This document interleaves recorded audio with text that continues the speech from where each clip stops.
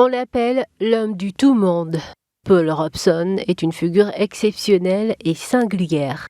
Une star des États-Unis qui a marqué l'histoire politique et artistique du monde anglo-saxon et de l'Europe de l'Est de 1930 à 1960. Cette exposition à Dakar retrace son parcours, son engagement pour l'émancipation des Afro-Américains, mais aussi le soutien qu'il a apporté au combat humaniste.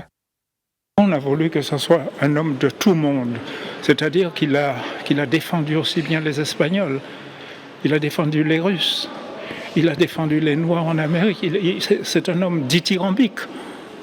Pour moi, c'est une légende. Célèbre chanteur baryton, acteur de théâtre et de cinéma, Paul Robeson a tenté tout au long de sa vie de lier pratique artistique et engagement politique.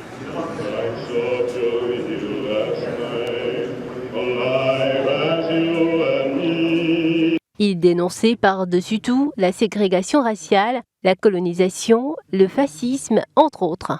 Il fait partie des précurseurs du panafricanisme. Il a exercé une grande influence aussi sur les milieux intellectuels et artistiques parisiens de l'époque. Alors vous savez, c'est la grande époque des jazzmen américains, de Duke Ellington, de Armstrong, de Joséphine Baker qui viennent à Paris. Et il y a ce mouvement d'échange à l'époque qui est d'ailleurs rappelé dans l'exposition. Paris offre une chose exceptionnelle à ces artistes, qui est une liberté de créer, une liberté d'écrire, de chanter, de danser.